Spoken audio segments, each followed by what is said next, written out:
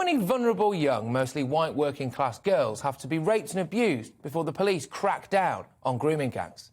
If the police went after grooming gangs as diligently as they went after people who weren't obeying COVID laws, then I suspect thousands of vulnerable girls wouldn't have had their lives ruined by predominantly British Pakistani men or South Asian men. When a terminally ill man in Worcestershire flashed his backside at a police speed camera, within 20 minutes there were 6 officers round at his house and he was dragged off into custody.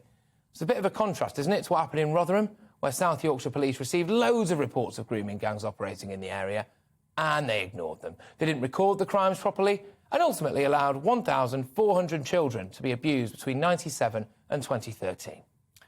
The Independent Office for Police Conduct found 8 officers had a case to answer for misconduct and 6 for gross misconduct.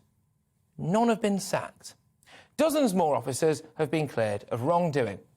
Rotherham, Rochdale, Keighley, Hull, Manchester, Cambridge, Telford, Aylesbury, the list goes on.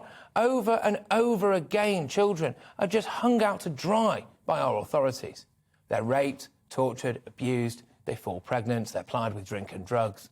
They have the windows on their parents' houses smashed if they speak out, petrol poured through the letterbox. They're not a priority. Well, let me rephrase that, actually. In my opinion, they're not as much of a priority as not offending the local Muslim population is. Now, don't get me wrong, there are plenty of white sex offenders. In fact, they're probably in the majority, actually. But when it comes to grooming gangs, the figures and the names are there for all to see. They're predominantly British Pakistani or South Asian men. Many of them get minuscule sentences, sometimes just a couple of years. They get taxpayer-funded legal defences to fight deportation. They're allowed back into the very same communities that they terrorised for years. They're allowed to work as things like delivery drivers. They might even be given a new identity, which we're paying for. It's all about their rights, isn't it? It's all about them. But what about the victims?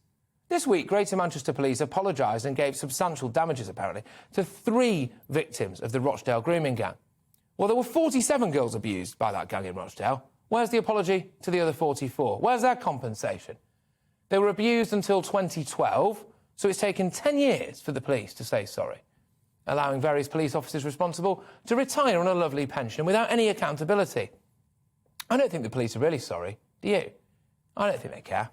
I think if it was posh middle-class white girls being abused, then they'd be all over it.